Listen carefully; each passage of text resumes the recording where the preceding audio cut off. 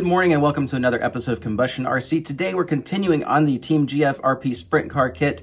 We are moving on to bags C and D, possibly a little more than that, but definitely bags C and D today, which is our rear end and our drive shafts. So we got that going for us. We'll see how far we can get through this. We might get more than that done. I'm not 100% sure, but we are going to for sure get that done. I got the email today from Carpies that my wrap is in process in queue, so that is awesome.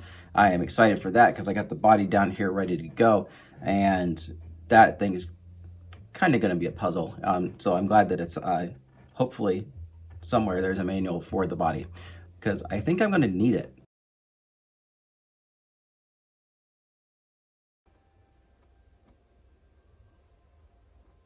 What did I get myself into? Let's get back to the kit. Go ahead and pause the video right now, open up bag C, get all of your hardware lined out and get your parts lined out as well, and we'll get in this together. All right, so we have all of our stuff laid out here. We've got our rear shock tower, which you can tell is offset. We have whatever this is, I'm not sure yet, I haven't got there. Links, rear links, at least we got our rear links. Our hinge pins, bearings for the rear end. We do have aluminum.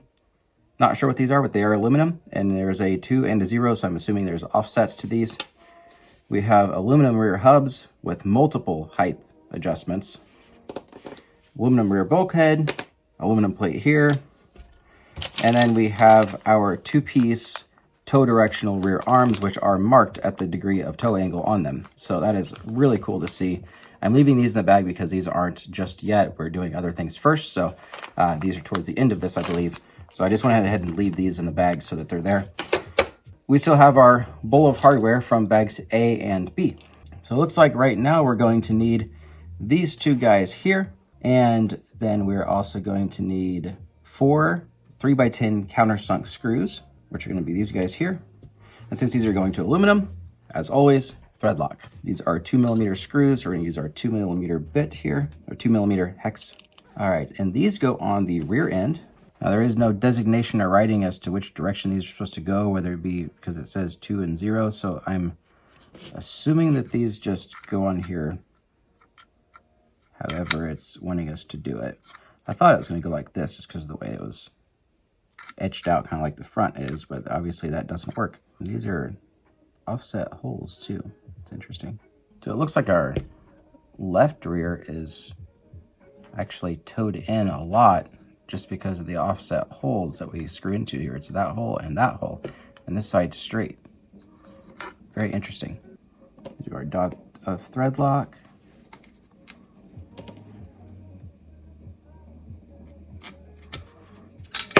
And these are identical. It is actually an offset built into the chassis.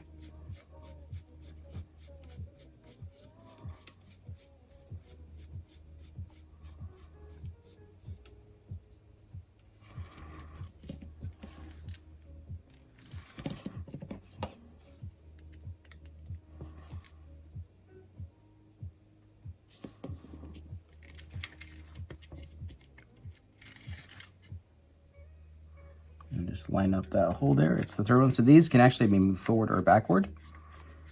It looks like if it's in the forward position, it would be straight.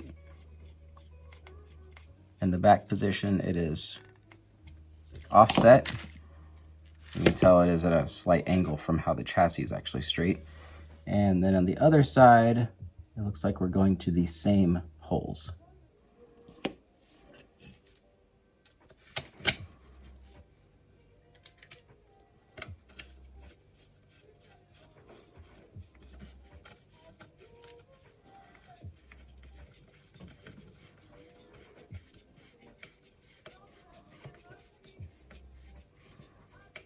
We're not using our zit gun very much on this kit because there is so much that is actually aluminum. So we don't want to cross thread the aluminum.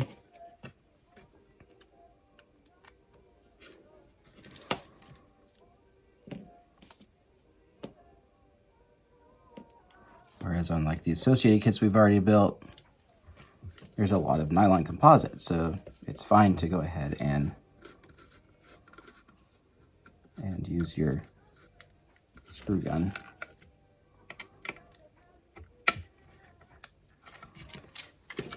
right, so there is that.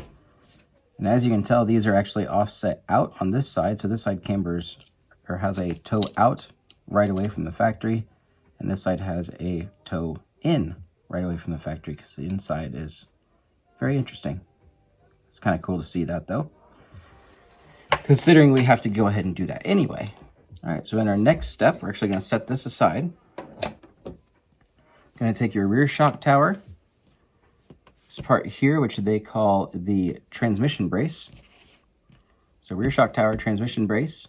We need, it's like all of these screws pretty much. So these are our 3x, that says 3x8s, but these are all 3x10s. But that's all that was in this bag, so I don't have any 3x8s left over anywhere. So I'm assuming that these are probably what we need. But you know, I've done that before with instruction manuals. Remember the transmission on the SR10M kit? So then we need the medium ball studs. So you can tell we've got 2 short ones and 2 medium ones here. So we need our medium ball studs. The big guy here, and then this little guy here they call the tower block. And then this is camber mounts, I'm assuming. Yes, camber mounts. Ah. So that goes like that. Then this goes on here, and it goes through there. Okay, this will be in the second hole in here. So let's go ahead and do this first.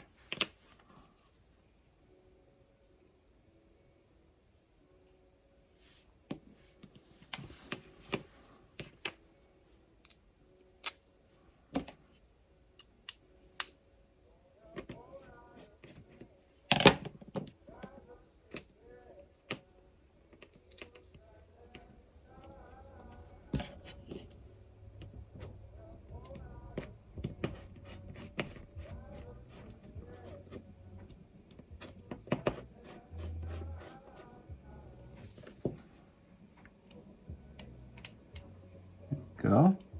So that's down like so and goes on here. Perfect. And this will have screws coming through the back of this.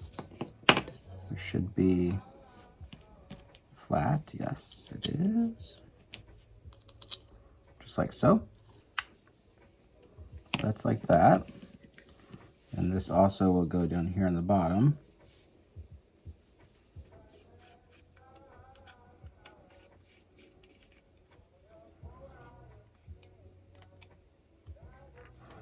The amount of carbon fiber and aluminum in this is actually quite astonishing to me, and just the quality of the carbon fiber as well. It's very nice. Okay, and then the ball studs. Does it show us where we're putting our ball studs? It does not. Let's look at the next picture and see if we can see. So the front middle holes where the next picture has them showing, because in that picture it was just showing them floating above.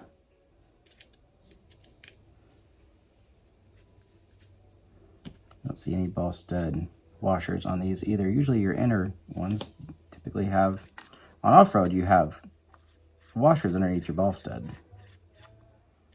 They do give you ball studs that are long enough to put washers under them if you do want to change your roll center. Okay, so the next set, we need 2 countersunk 3x10s, which are these guys. I'm gonna put these aside now.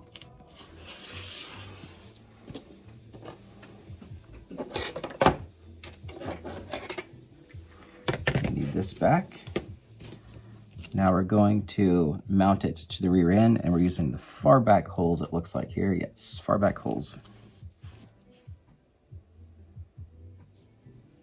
Let's put our dotted thread lock in there.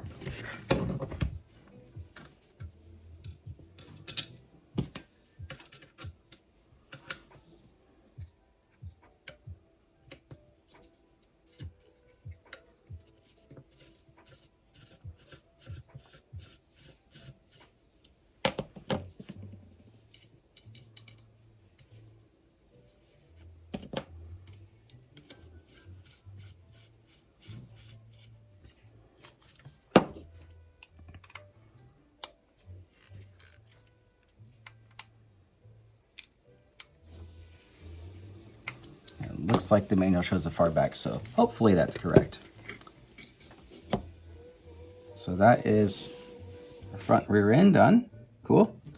All right, so for now we can set this aside because it looks like we are going to step 24, which is our two-piece arms. Okay, so we're going to move on to our adjustable arms here. The rounded side does fit into the top part of the arm, so you need to make sure that the square is on the bottom and in that groove, just like so.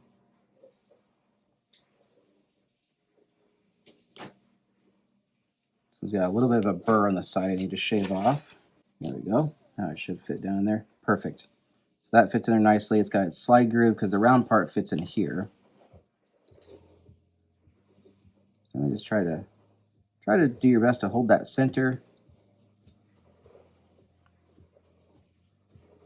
Thread your screw through, and you're just going to keep screwing until this is all the way through the other end.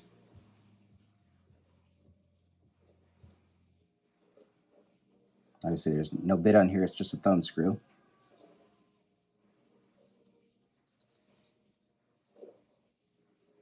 Once you're through the other end about that much, then grab one of these. I believe these are 440 nuts. It doesn't actually say the sizing on here. I'll go ahead and screw it out just a little bit more.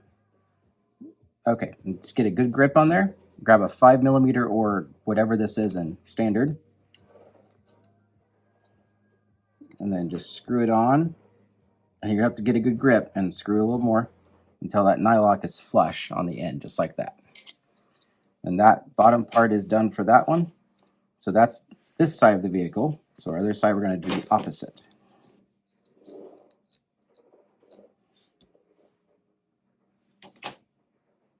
Again, check for burrs so that it fits in that groove and moves freely, which is very important on these because this is your rear toe adjustment. And we're almost there. So now move on to step 25. Step 25 is taking one piece here, making sure that circle's in there like so, setting it on there. The button head screw goes on the inside and the countersunk on the outside. Ah, I see. Okay, so we need a nut in the bottom. So it doesn't give us a degree measurement, so we're just gonna, so you can see there it moves just like that. We're just gonna tighten her down at 0. I'm gonna do that with both sides. I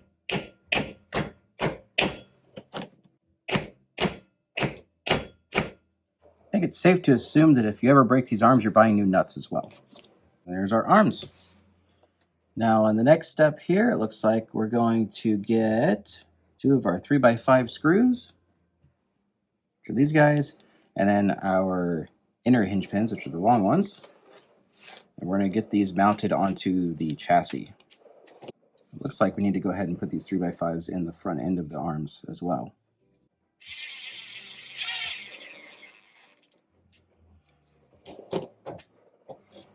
Because we're going to need one for each side of the front and one for each side of the back.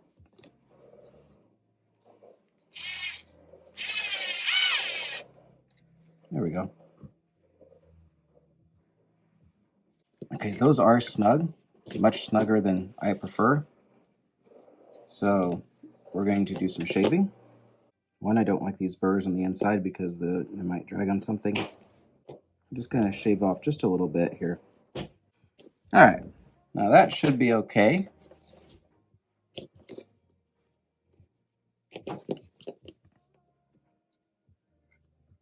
Much better. Now they're not sticky going on there.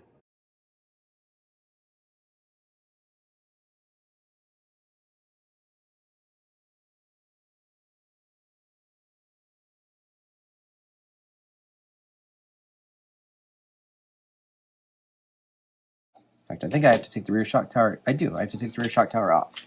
It's definitely stick a little bit. If you've got hoodie arm reamers, I highly suggest using them for these arms. Good thing is we can use the set screw to help press it in. Perfect. That did come in handy for that. All right, now I can put our rear shock tower back on. All right, so next step is our rear hubs. So obviously your big one on the inside, little one on the outside, just like usual. Big one on the inside, little on the outside. These are identical, so there is not a left and right, so it doesn't matter which side goes on which side. And then all side that goes on top, there again showing it in the middle hole. So the middle rear, these actually do move freely, so that's very nice to see. Next is our rear camber links, which is going to be these guys and these here. And you know me and how much I love turnbuckles. It's like, and this is the last step of bag C, so we can go ahead and put our extra hardware in our extra hardware bowl. The nice thing is we are getting lots of extra hardware since they send you so much extra stuff. I did find out though in the process of these links, the front steering links not being there, that these links are in fact titanium. So that is amazing to see that this kit comes with titanium links. Looks like the inner ones, they have 2 threads showing, and the outer ones 5 threads showing. Not sure why you wouldn't just do 4 and 4, which is what we're going to do. We're going to make 8 instead of 7. We got 4 threads showing there, and we're going to do 4 on the other side so that it's at least even. That way, as they're going in and out, you won't have to worry about them, you know, one of them accidentally popping out or something. All right, so we've got 4 threads showing on each side. Let's see how that is for length. I would say we need a bit more unless we're going to have really, really heavily cambered. Maybe that should be my right rear. It's still too much. We'll take it out 1 turn each side. Probably about a -2, so that's probably pretty good. Super loose once they're on, but man, getting them on is a trip. We have cambered in. This one's going to be cambered out, so this one we're going to leave 7. 7? Yeah, about 7 threads showing on each side. Because our left rear is always cambered out. Right rear cambered in. That way, as we go around the corners, it's all nice and flat. Yep, there's 7. Let's see how that is. It's still a touch of negative, so we're going to go ahead and move that out another 2 threads on each side. And that should be about straight or positive. Perfect. All right, and obviously we're going to need the persuaders again for the steering links, but at least our other links are in right now. So we're going to need the turnbuckle wrench for at the moment. So now I can move on to, I believe, bag D, which is our rear drive. It is. Nice. We can get our hexes on there, and then these bearings won't keep falling out. So that is bag D here. Go ahead and pause the video here, get your stuff all lined up and set up, and then we'll get to working on that one as well. All right, so now we're on to bag D, which is going to be our rear CV axles, our hexes, and our wheel nuts, but I'm not using these. I'm using these because these are the pink aluminum, very heavily serrated ones that actually are going to match my paint scheme. So that's why we're going to use these, and I think they will look nice popping on some white wheels, the paint scheme with the pink in the middle. Because my paint scheme is white with some pink slash marks. So the thing that you'll notice in the manual here for the CV axles is for the axle part itself, it says solid pin. For these, it says roll pin. Now, the difference is that a solid pin is your silver one. The roll pin is the black one. The way you can tell is a solid pin is solid. The roll pin is actually hollow in the middle. I don't know if you can see that in the camera or not, but it's hollow in the middle, has a slit down the side. It's actually a pressure fit pin that actually is going to pinch in. So you may need to use pliers to get those in, depending on how tight the actual axle is. There's a way we can kind of tell that here real quick. Yeah, these are actually going to need to be pressed in. So just remember that when you get to that point, those are going to need pressed in. Now, the only greases that I see for this kit are actually in the bag with the transmission, and they're just the transmission grease parts. So I do have some lithium grease here from the last associated kit that I built. Some lithium grease is really all you need for the CV axles because it is for this to dip into and just so that the swivel is greased and doesn't get all nasty. Go ahead and slide the kit out of the way for just a moment. You're not going to need any tools for this part just yet. So first things first is you need one of each of these items for this here. Your solid pin, your swivel insert here, the axle, and then the dog bone. You can tell they call it the dog bone because it's shaped like a dog bone.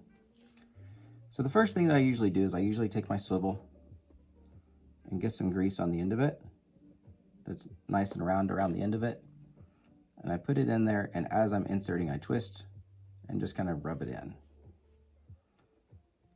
Now it will get grease that moves through it as you go. So you're gonna go ahead and just take that and dip it down in that lithium grease, or if you have the syringes from Sticky Kicks, mine are still in the mail, so that's why I don't have them yet. But just gonna get you a nice, not get it all over your counter. A nice ball in the end, about like that. If you make a mess, just clean it up. You actually go ahead and have a paper towel handy because you're gonna need it for this part anyway. Then you're gonna take your axle. You're gonna look and try to see if you can find where the hole is at. You're gonna put that axle over, just like so.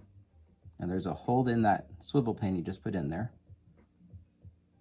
So you should be able to take your solid pin, slide it in that hole, wiggle just a little bit, and it should fall right through the swivel pin that you just inserted.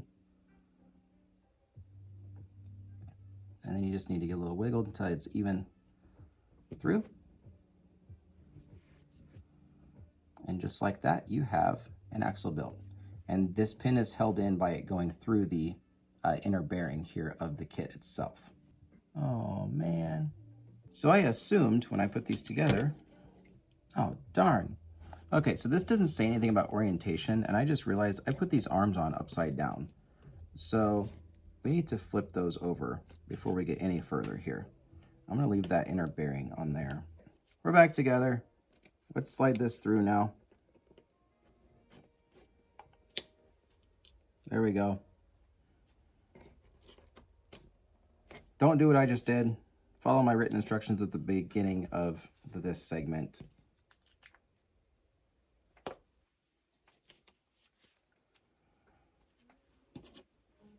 All right, let's move on to axle 2.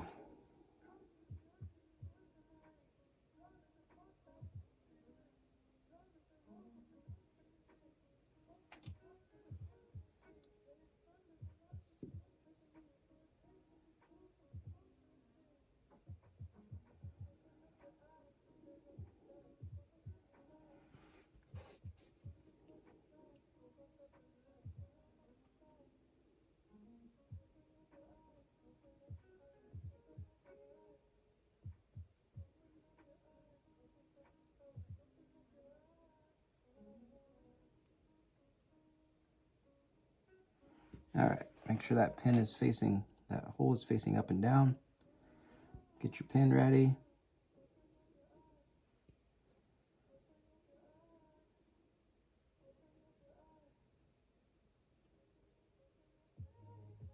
That wiggled through.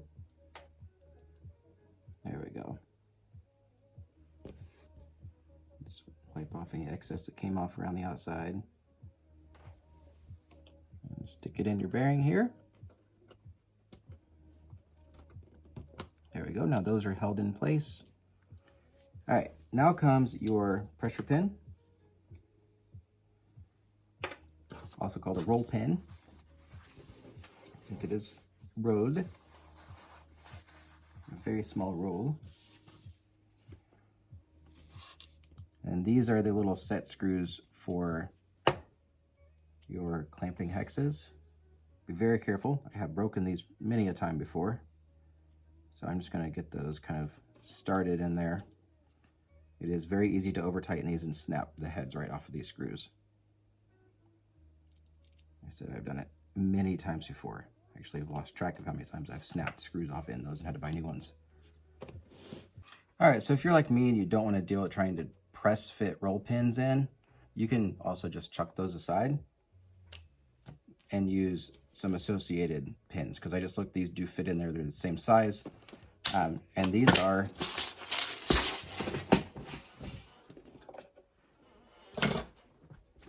the size that you'll need for these hexes. So the associated pins literally just slide right in. You don't have to worry about press fitting.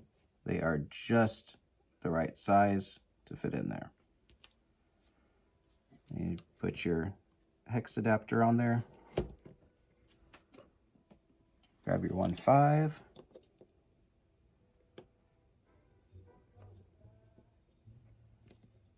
just tighten down your clamping hex without going over tight. So you want to break that screw. And do the same thing on the other side. If you want to press in those other pins, you can. The only reason I decided I didn't want to is because if I have to change these bearings out, which is not an if, but a when, I do not want to have to pull out pressed in pins. So I decided to go with the associated pins that I had an extra set of instead of using the press in roll pins. That's the only reason I'm doing these.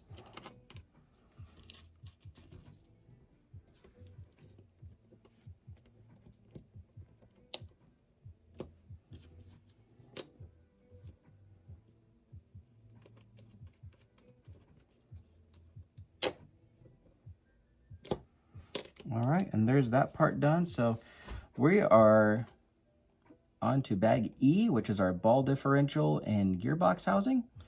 And that shouldn't take very long. So let's go ahead and get that going here. All right, go ahead and pause the video. Let's open up bag E, one of these directions, and let's get this sorted out. All right, we are now ready for our ball differential. And if you've seen any of my videos, you know that I do this a little bit different than most people do. I actually will not put all the balls in here first because that gets to be a little bit chaotic. So first I'm going to put some grease on here for the rings. Then we'll put the grease in here. They do give you a little container of black grease and a little container of ball diff grease. However, my little container of ball diff grease was completely empty. So it wasn't even wet. And so I assumed that it was just forgotten. Kind of like the steering links, which unfortunately I expect more from a $650 kit at this point. There's a lot of issues. And quality-wise, it's fantastic. I wish the other things were a little bit better. Quality control could be a little better as far as making sure that everything's in the kit that needs to be in there. And that tiny little dot of black grease is probably not enough to cover all of the gears in the transmission. So not sure what to make of that. But nonetheless, let's get this together. It does have a very nice aluminum housing, steel gears, and a carbon fiber motor plate, which is nice to see. So first things first, I'm gonna go ahead and grease these up. You can use white lithium grease or ball diff grease. I don't have ball diff grease at the moment. I'm probably gonna be rebuilding this anyway. And so for now, it's gonna get some white lithium grease.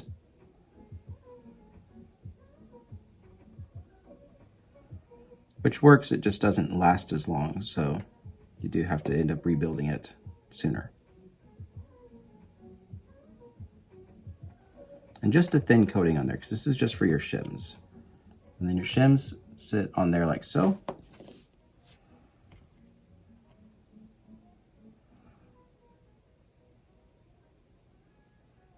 I'm also impatient because I have ball diff grease in the mail, but I want to get this built. So get a little bit of grease on your thrust bearing as well. This has two washers which are beveled on one side where the bearing actually sets down into.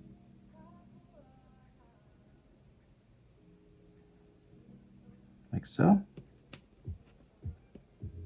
And then this side is beveled on one side and flat on the other as well. And you're just going to make sure that it's sandwiched with the bevel around the tiny bearing. And that goes on your thrust bolt here. Like so.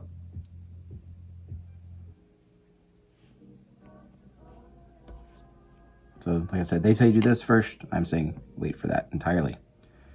So then we're going to grab our bottom section here. Go ahead and set a bearing in there. Set another bearing in there. So I'm going to go right in the middle. It might press in just like so. That's what we'll set on there, and then this post will go through there.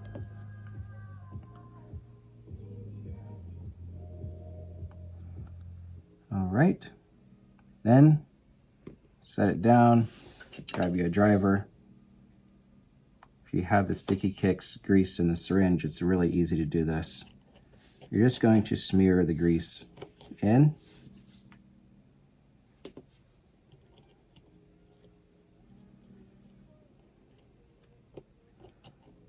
So that every hole has grease in it.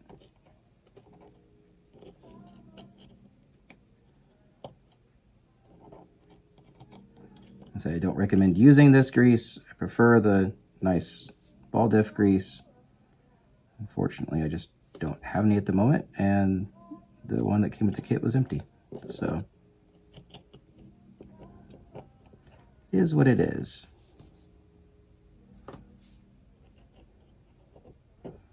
This tends to break down a little bit faster, so if you're wondering why I'm putting so much in here, it breaks down and doesn't go as far. But there's that. Then you wipe off your driver and your fingers and get your 1.5 ready to push them in. And then you're gonna have your tungsten carbide diff balls in a slid open package like so, and then just dump it in the outside edge here.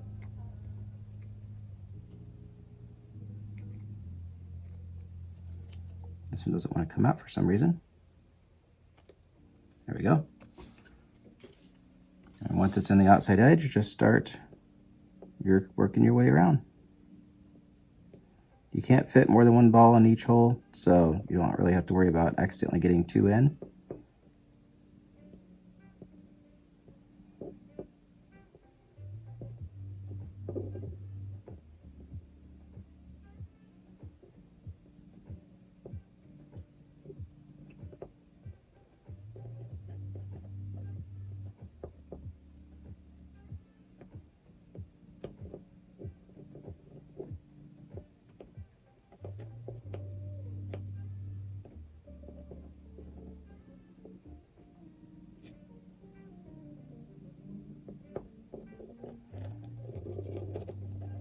There we go. Just go through and count. Make sure you have every hole with one in there, which we do. So we're good there. And then all you're going to do is take your total package here picked up, slide that bolt through the middle, like so. Take this side, you're going to set it down on there like so, push it in, and you're going to take your 1.5 again, you're going to push that thrust bolt through, you're going to put your 2.0 in the middle of it, I believe it's a 2.0, oh, this one's a 1.5 I guess, yep, this one's a 1.5. Okay, and then your spring goes down on top. The T-nut, that's what that's called, a T-nut, goes right down in there with the grooves in the wing.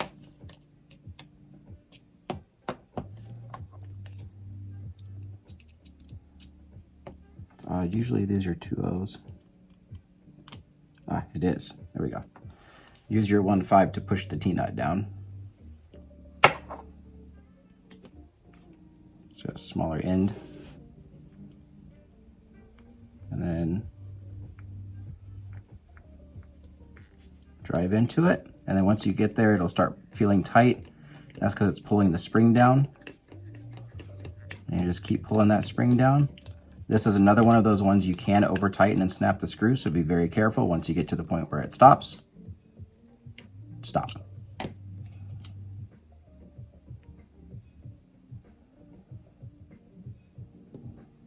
It should feel almost locked, which is exactly what I want, because the motor I'm running in this will easily push that. So then you take your cap, put it in there, take your 1.5, and then get it to move if you can. There we go. And the cap slides down and caps the bolt down inside there. So your T-nut's on one side, your cap's on the other. I usually put this to my left rear so that I know which side that's facing, and then I can just pop that out and tighten or loosen the differential by just undoing the camber link ball stud and then flopping the wheel over and getting right in there to tighten or loosen the differential. That's what I do. It's personal preference, but that's what I do. I need to plug in my iPad because it's about dead, and that's where my instructions are. So now we're going to move on to the actual transmission, which is step 41. So I need this open here, get the grease off our fingers.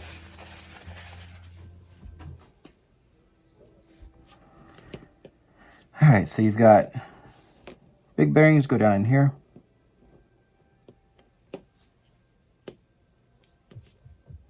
And because this is an aluminum housing, they will have to be very precisely put in, because they will be exact fits.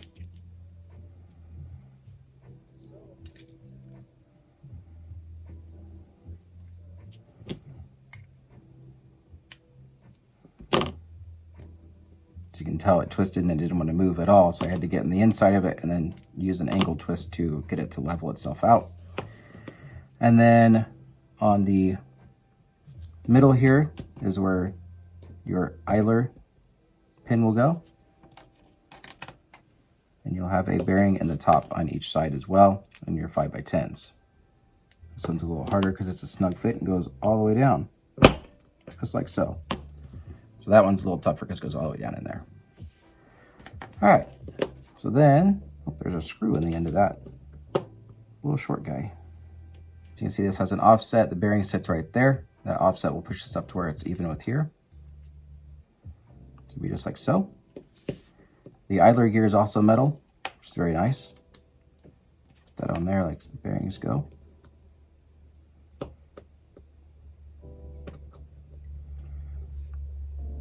There we go. And then it says face this to the left side of the car. Let's see how this transmission goes in the car.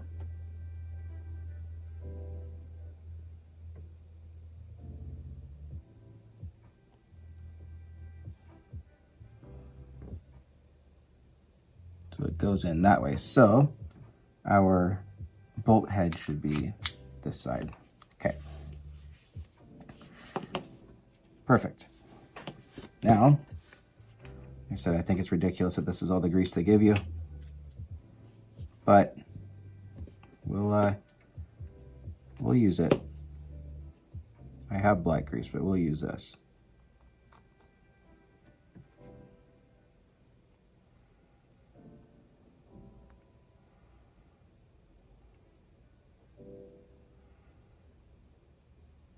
That's all they give you.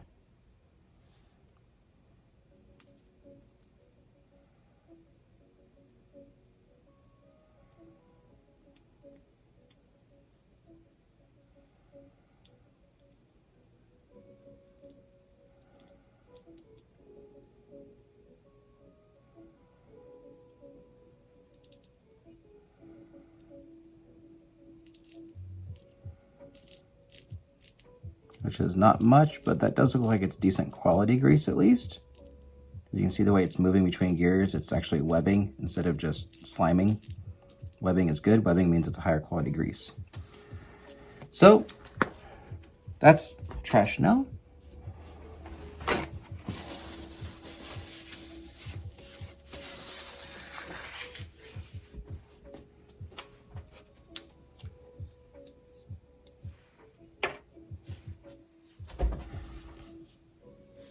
And this just slides down on top of here like so. And then this does pop into place.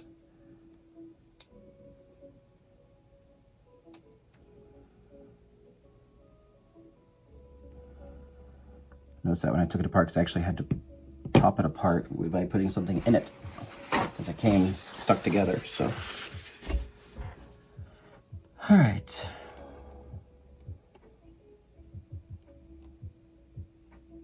So we've got our gearbox put together, so now we need 3x12, so that's going to be our longer guys here.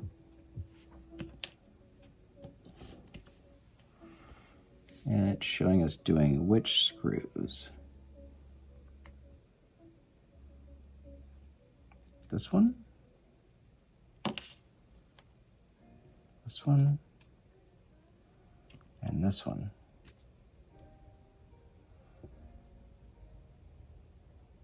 Okay.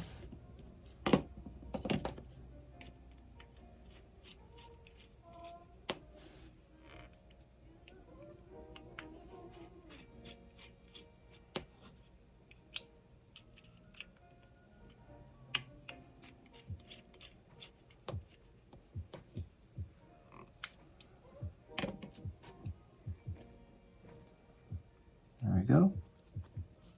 Transmission this together minus whatever it is that it's wanting me to do with these 3 holes. Find out yet.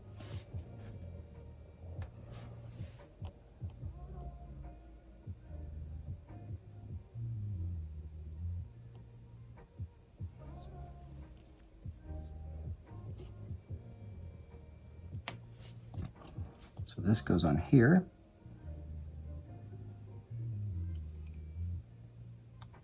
Like so. Ah, and that's what our countersunk screws are for here.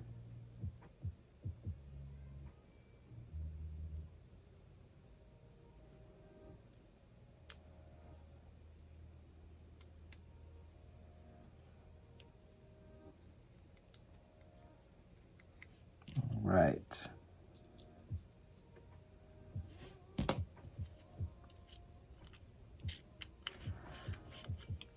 All right, so any of you guys who have never built an oval car before and you're building this too, do you have the same frustrations that I've had with it so far? Just wondering. Or is my frustrations helping you? Because then you're like, well, he's having the frustration and showing me what I need to do, so that's fine. All right, so there's that. And then we've got our slipper eliminator here, which looks to go on. And that's where this little guy goes. Now, there is one thing I did just notice.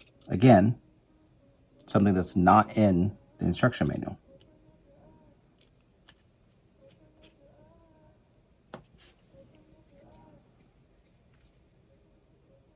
This goes in here, no problem, right? Sure. Here's what it doesn't tell you. It doesn't tell you anything else. That's it. That's it right there. That's all it shows you.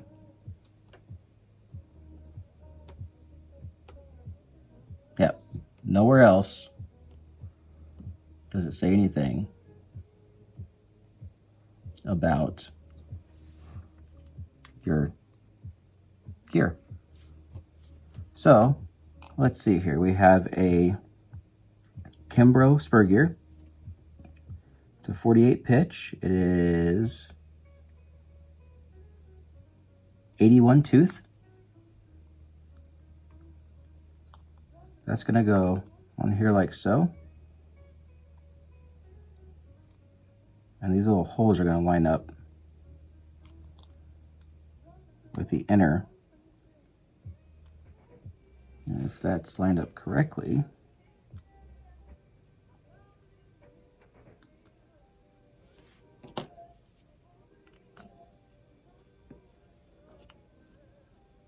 it should go on just like so. This is triangle shaped, so it'd be these 3 holes here.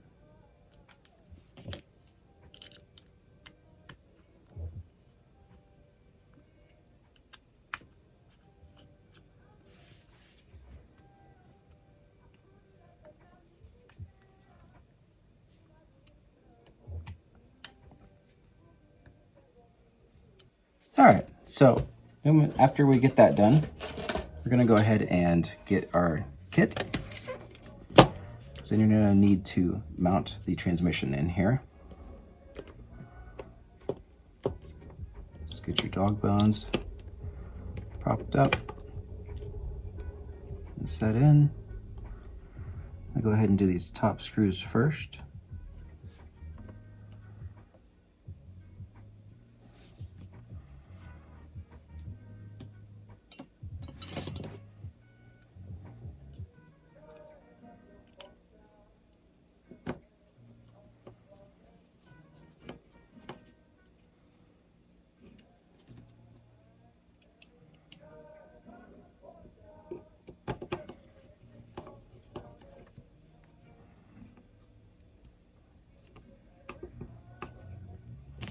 those up. All right, and then we'll flip it over and get our lower screws. All right, I got our rear tower and our transmission all in place. Transmission built, motor plate in place. I believe that is it for that bag. Next steps are bag F, which is our shocks, and bag G. Next up is shocks. Let's see if they give any specifications as to what kind of fluid we're going to be putting in these shocks.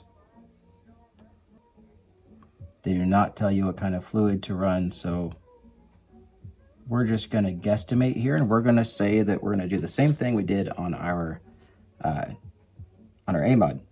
Go with that. We'll see how that is. That is our completed minus shocks sprint car.